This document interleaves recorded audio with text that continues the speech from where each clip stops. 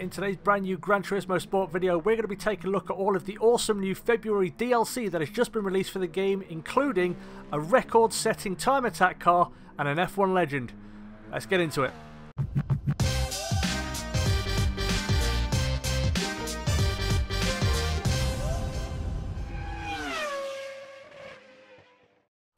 What's going on, guys? My name is Martinio and welcome back to Gran Turismo Sport, where today we've got some brand new DLC that's just been released. So the update 1.13 was released very early this morning.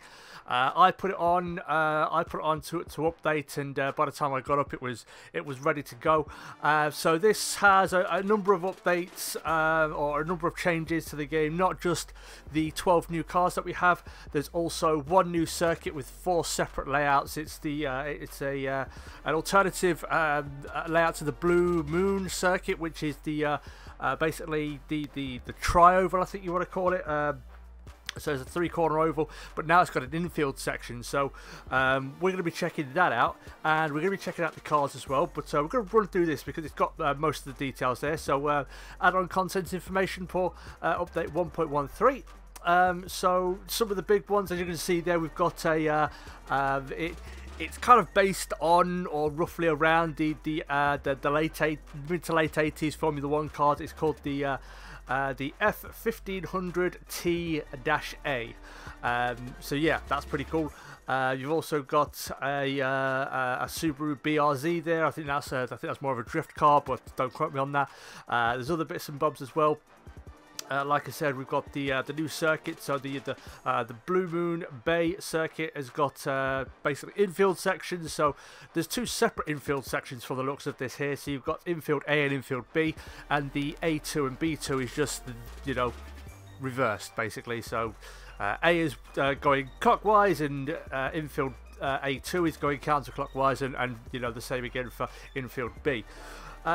The other changes, we've got obviously new content for the GT League, so there's some new beginner league stuff, and also amateur league and professional league as well. We're still on the beginner league, so we'll probably come into that at some point, the new stuff. And in addition to that, the Monza circuit has been added to the circuit experience section of the game as well. So for those of you into that, you can get on that as well. Also, we've got a snow special, you know, escapes. Some people like them. I don't really get them, to be honest with you. I just, you know, I'd rather get race photos, more interesting for me, but that's me. But if you are into your snow, which I think everybody is in the UK at the minute, because it's just, even now it's snowing. I can see it outside my window. It's snowing. And it's been snowing on and off for like the past 2 days, and supposedly we've got like a red weather warning. So yeah, a weather bomb is about to hit apparently, which is, you know, I'm kind of getting used to the whole idea of bombs. I do live in Leicester, so some of you may realise that you know, it's been over the news that there was an explosion at a Polish supermarket. That's about a mile from my house, maybe less. So I wasn't anywhere near my house at the time. I was at a friend's house, but if I had been at home, I probably would have heard it. Anyway, so moving on. Also, you got another spot that's related to Volkswagen. So they're their museum slash factory slash you know, the place where they botch and cheat emissions tests and so on. But hush, they might get another fine. Okay, so we're going to start off in the Americas with regards to these new cars, and we'll start off with Ford because we have another new muscle car, which you can see just here, and it is not a favourite of mine. It's the Ford Mustang Mach-1 from 1971. This will set you back 50,000 credits if you did want to buy it. Honestly, I'm not a big fan of this. This car was made semi-famous, I suppose you could say, by the original version of the movie Gone in 60 Seconds. I think that film was maybe an hour and a half long, and 40 minutes of the film, maybe more, was the final chase. So, yeah. So it's nice it's in here, but it's not something I'm going to buy. I'm not a big fan of these. I think this is, you know, everything up until this point was proper Mustang. Everything after this point was just really ugly, and I don't like them. But that's just me. So yeah, Ford Mustang Mach-1 from 71. You can buy that if you wish to.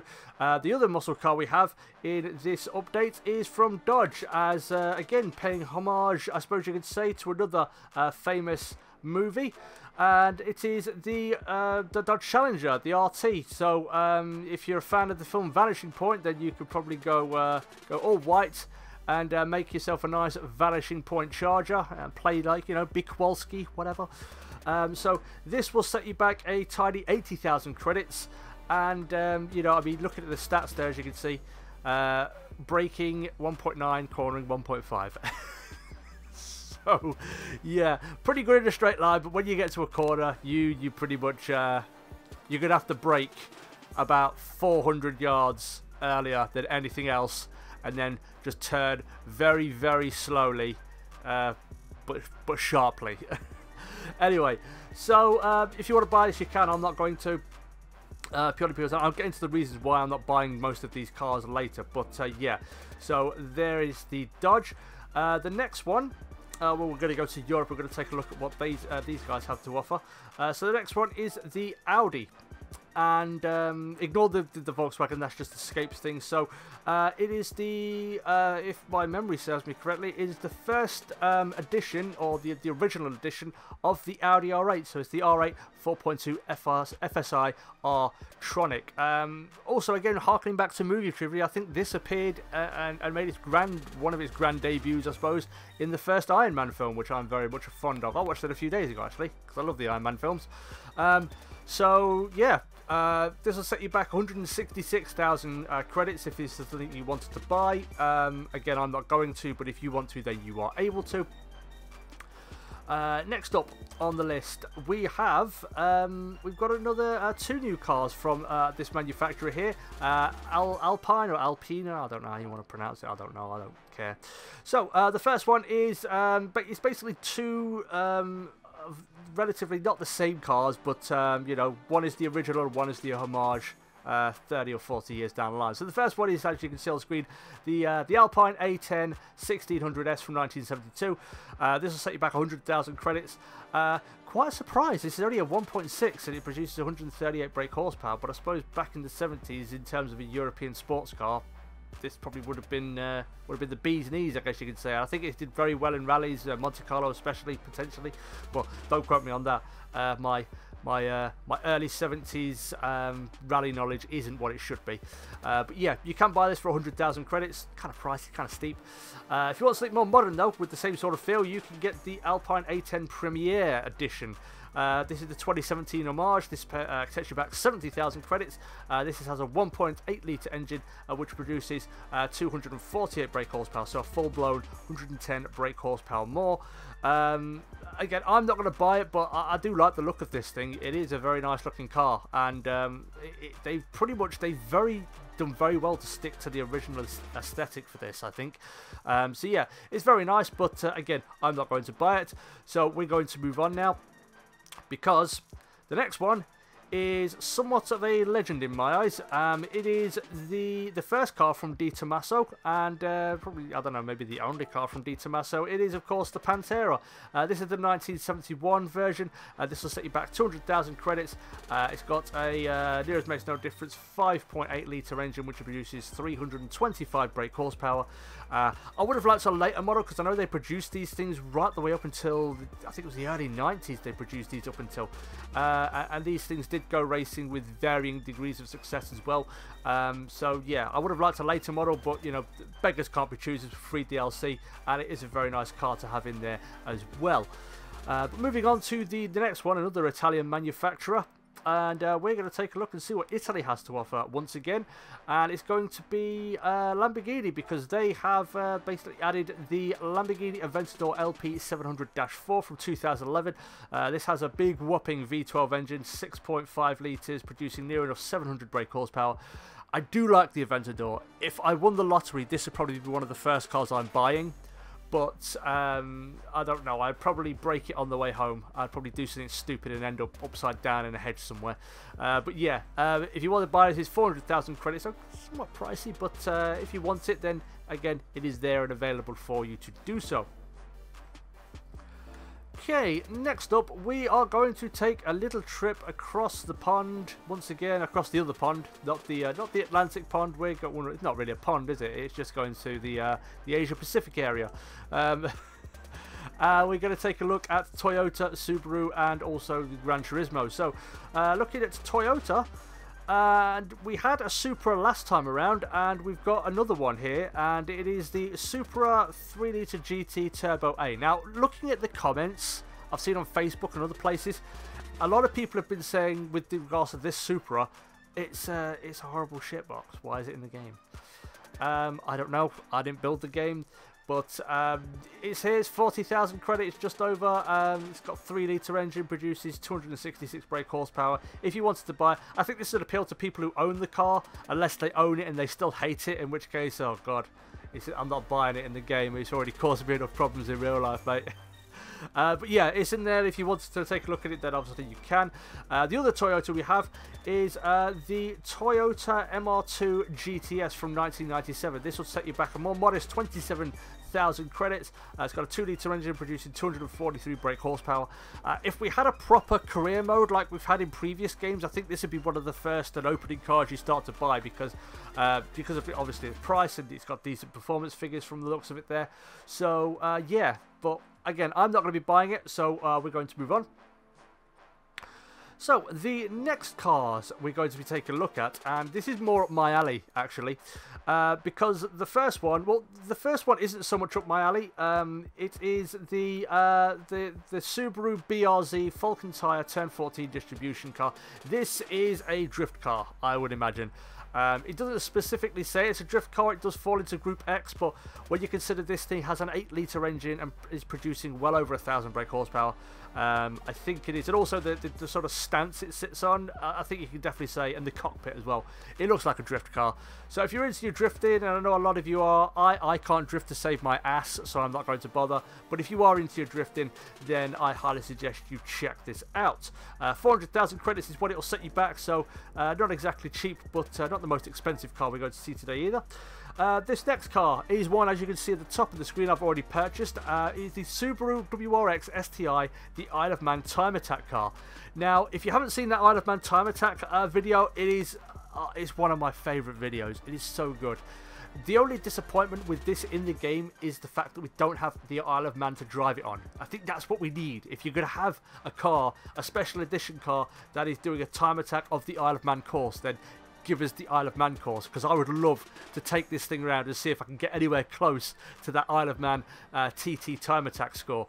But yeah, 2-litre engine producing nearly 600 brake horsepower, so it's no slouch. Falls into Group X and it's 300,000 credits, so it's still kind of expensive. It depends on where you are in terms of cash, but yeah, I've already purchased this. But the final car we're going to be taking a look at is the one that really has me excited, because for the first time in this game, we have a single-seater, because we now have this, the Gran Turismo F1500T/A. So this is based off of the mid to late 80s Formula 1 cars. Specifically, I think it's based off the Lotus 98T, which was Ayrton Senna's final Lotus before he departed from McLaren for the 1988 season. It's producing, nearest makes no difference, 1,000 brake horsepower, set you back 1,000,000 credits. It falls into Group X. The thing that gets me excited for this, and it's because it's motorsport orientated. That's my big gripe with a lot of the cars from the free DLCs. They're road cars. I don't want to drive road cars. I want to drive racing cars, because these are all on race circuits, and that's kind of the whole idea. It's Gran Turismo Sport. It's more geared towards like proper full-on motorsport, especially with the FIA stuff. So having something like this in there is absolutely fantastic. And also the fact that we've got a livery editor, it means that given that most F1 cars throughout different eras, obviously they all have their little differences here and there, but for the most part, shape-wise, they are, you know, relatively similar. So you can apply whatever livery you want. You could do a Williams livery, a Ferrari livery, a McLaren livery. You know, at that time you had Tyrrell, Brabham, Benetton, Osella, Lola, I think was in there as well. There's so many other ones that you can put in there. And also you can probably track back to other ones from, you know, the different areas, and maybe do some more modern liveries on an older car. We've seen older liveries on modern cars. A lot of people do that, but you know, newer liveries on modern cars. Maybe do the papaya orange from McLaren. Who knows? And obviously, oh, how can I forget Lotus? How can I forget Lotus as a livery? I've already seen some liveries, so we're going to check them out in a second. But first, we need to buy this thing because, well, let's face it. How can I not? I absolutely love this thing. So yeah, you got all the liveries. I mean, all this is going to change. I think we'll go with this one, I suppose. We'll go with this one and purchase it. And then what we're going to do is we're going to take this and the Subaru for a spin. But first, like I said, we're going to check out some of the liveries for this thing. And we're going to pick one and we're going to apply it. And then we're going to go driving. So, I'll be back in a second. Okay then, here we are, and as you can see, we've got a number of liveries to choose from. So you've got firstly the JPS. You've got that's a more of a mid-90s Benetton. That's like a Schumacher era Benetton, or just after. We've got Ferrari, of course. There's a Gulf livery, a McLaren livery, another Lotus. There's a newer Red Bull livery. We've got the old Williams livery as well, the FW11, which is good. We've got a newer Williams livery, more McLaren. Not seeing anything from Thingy though. I would love to see oh, is that a Brabham livery? Oh, it is a Brabham livery. I like the Brabhams. Yeah, they are cool. I do like those. We've got the newer Red Bull livery as well. The sort of secret and testing Red Bull livery. Do we have a Tyrrell here anywhere? Is there a Tyrrell? We've got Pan Am here. Is that? We got the Williams. So there's so many different liveries. Like I said, just having these cars would make for an absolutely epic series. And oh, I like that one as well. But yeah, what we're going to do is we're going to pick one, and because I'm a huge McLaren fan, I think I have to go with the MP44 livery. Even though this was the '88 model, and we're currently driving a 1987 car, I think I have to go with this livery and add this to my collection. So yeah, we're going to go drive this now. And yeah, we're going to try on one of the new circuits. So I'm going to set that up and I'll be back in a moment. Okay then guys, here we go. Very responsive. I would like the sound to be... The sound is horrible. I'll be honest with you, the sound is not impressing me at all.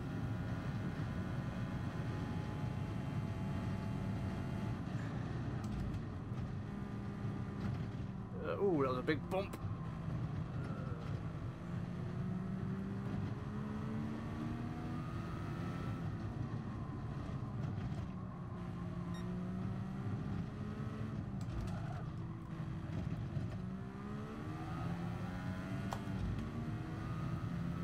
But it is quite nice. So we come through this hairpin now and back onto this bridge.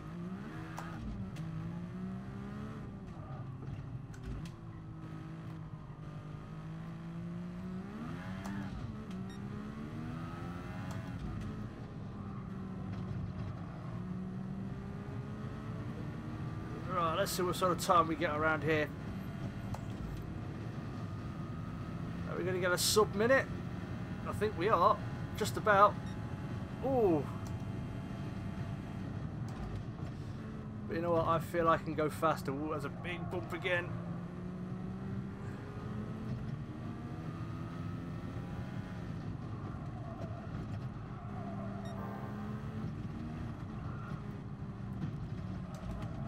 Oh, okay. We're off. I was pushing maybe a bit too hard then.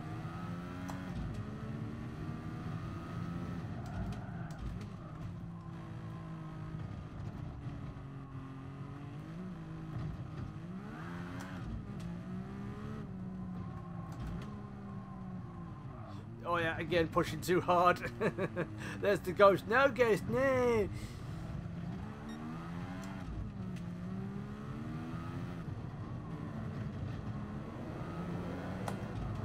Right, well, we're going to see. We're going to have one more lap, and then we're going to take that Subaru for a run, and then we're going to round out the video.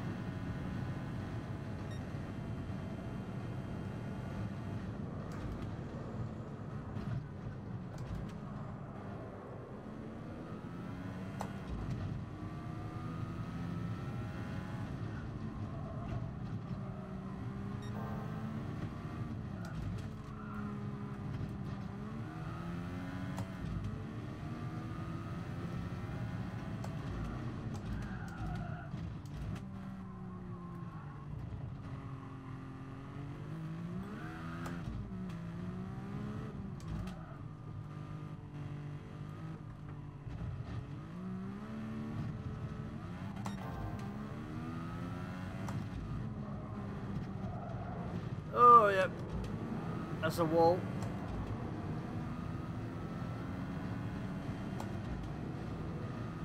So it's a nice car to drive, it really is, and it's enjoyable. I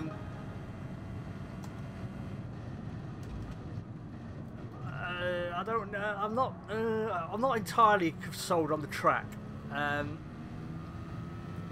To be honest, I get why they're doing it. Obviously, it does take a decent and a fair amount of money, I imagine, to obtain licenses for cars. So, adding more cost into it in terms of obtaining licenses for real tracks versus just, you know, tracks they've created. They don't have to obtain a license for it. They can just alter it and play around with it and add infield sections to their heart's content. Really, it's, you know, I'm not going to say it's relatively cheap, but it's cheaper than, say, going to get the rights for an actual full-blown real-life circuit. Which is, you know, I would have liked to have seen it. You know, I've been begging. I know they have the rights for Pikes Peak. I want Pikes Peak in this game. But you know, the other ones, Adelaide, I think that would be a fantastic addition with this car in there in the game now as well. But yeah, so what I'm going to do is I'm going to go and switch to the new Subaru. We're going to take that for a run on the other layout we have here, the infield B layout. So I'll be back in a second. Okay then, guys, here we go. And as soon as I saw this being announced, I was very excited because, like I said, I mentioned it earlier in the video that Isle of Man TT run was absolutely amazing, and it's one of my favourite videos. And my God, we're 160 miles an hour already, so this thing does properly shift.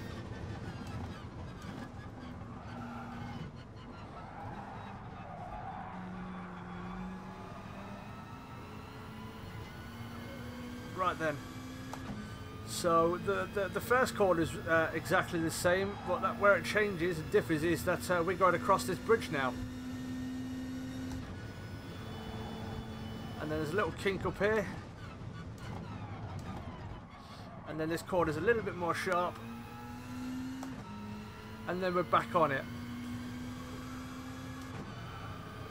So, yeah, it's a nice little circuit. I think this would work well for smaller cars. If I'm honest, I think with the cars like this, it's just they get round too quick. We've done a lap of the track in under 50 seconds already. Oh God, it's a bit understeery though. As you imagine, I think it's all-wheel drive, so those cars do tend to suffer more from understeer than oversteer. But I do like this car. Be a bit braver on the brakes and then a bit braver on the gas again.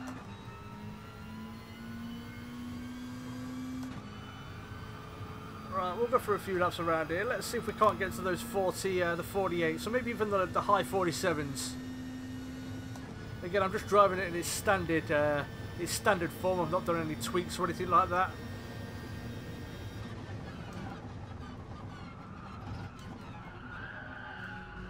Oh God, I'm so far off the apex around there. It's so hard to get to, though. I don't know, it just kind of feels like a wider line will give you more of a better run and help you keep a bit more speed.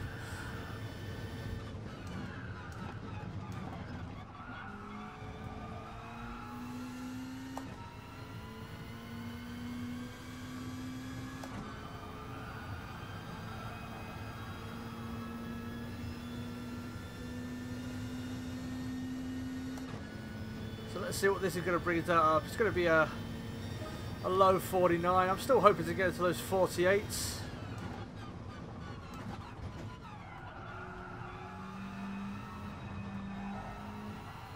Alright, I braked a little bit earlier there. Whoa, back end's a bit squirmy. Contrary to what I was saying about all-wheel drive cars being more understeery than oversteery. You can still get it. They do still have their wobbles.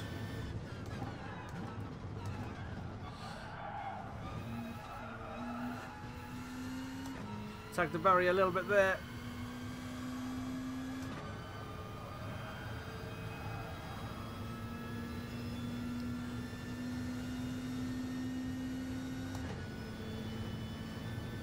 What's it going to be? Oh, we're close. Right, we'll have one more go at this.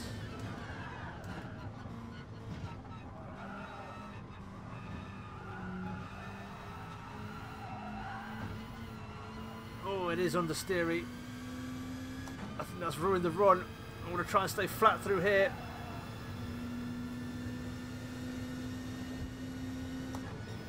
I've been really brave on the brakes down to this next corner.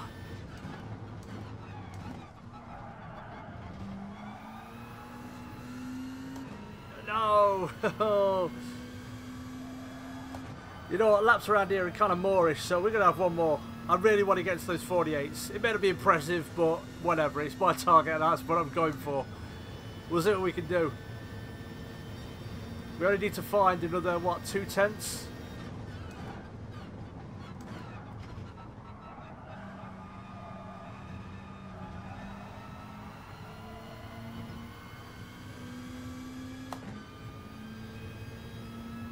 About even in terms of the run we've had. Be a bit more smoother on the wheel maybe. Try not to scrub as much speed off. Oh no, we messed it up at that corner. God damn it. Okay, that's going to be the last one. I think we were up ever so slightly at that point, but I don't know if it was going to be enough.